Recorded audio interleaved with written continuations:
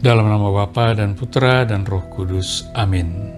Saudara-saudari yang terkasih, selamat datang dalam Renungan Provinsi MSC Indonesia hari Kamis tanggal 29 Juli tahun 2021. Di setiap gereja akan ditempatkan apa yang disebut tabernakel, yang sebenarnya berarti kemah kecil atau pondok.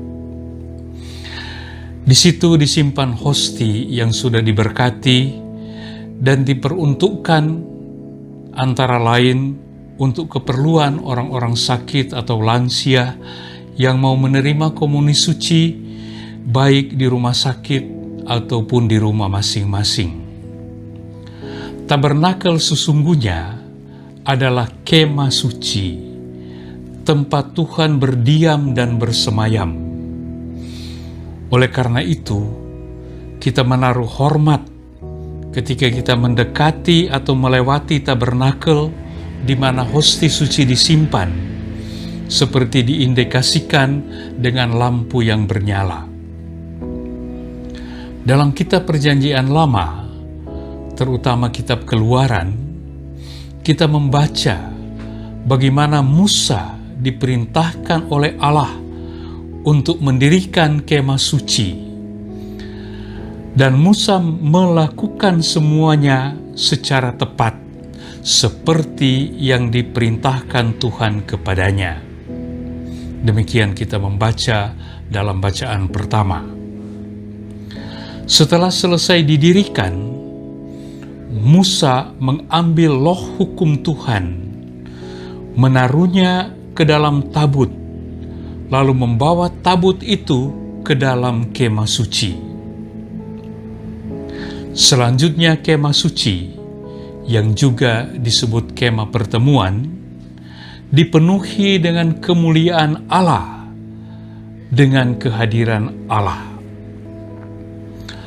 Awan menutupi kemah itu di depan mata seluruh umat Israel pada setiap tempat mereka berkemah. Musa pun tidak dapat masuk ke dalam kemah yang tertutup oleh awan. Hal ini menyatakan bahwa kemuliaan Allah lah yang memenuhi seluruh kemah itu. Saudara-saudara yang terkasih,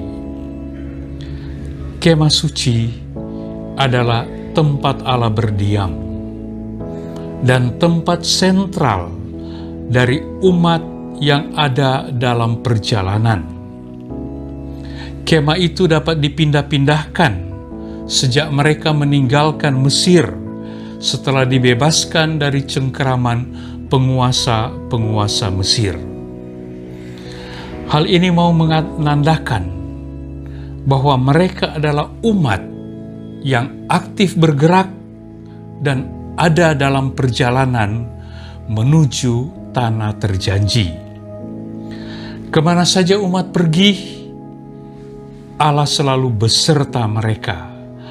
Allah tinggal bersama mereka untuk menyertai dan melindungi mereka.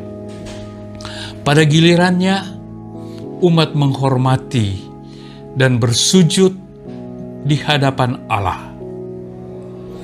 Di kemah suci inilah terjadi kontak antara umat dengan Allah mereka.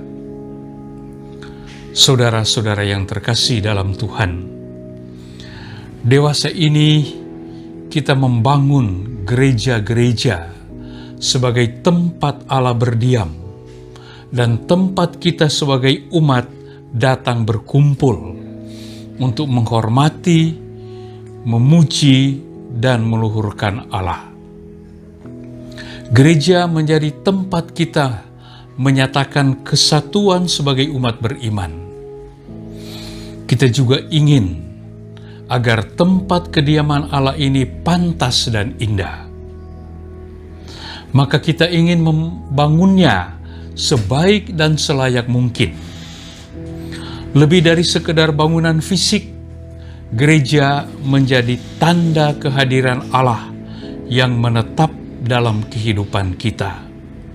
Di dalam gereja sebagai kemah suci, kita menyatakan diri sebagai umat Allah. Saudara-saudara yang terkasih, marilah kita menjadikan gereja bukan sekedar suatu tempat berkumpul biasa, tapi terutama sebagai kemah suci, rumah Tuhan, tempat di mana Allah berdiam dan bersemayam, di mana Ia dapat kita temui kapanpun juga. Di situ Ia menyertai dan melindungi seluruh perjalanan hidup kita. Maka marilah kita mengaturkan penghormatan yang pantas dan layak di tempat kediaman Allah. Kita tidak menginginkan rumah Allah itu dicemari dengan perbuatan-perbuatan yang tidak pantas, seperti penyerangan, kekerasan, atau pelarangan. Mari kita menjadikan rumah Allah sebagai rumah damai, rumah kerukunan, rumah persekutuan, tempat perjumpaan kita dengan Allah, rumah yang juga mengarahkan pandangan kita ke depan, serta rumah kita menimba kekuatan baru untuk melanjutkan perjalanan hidup kita di dunia ini.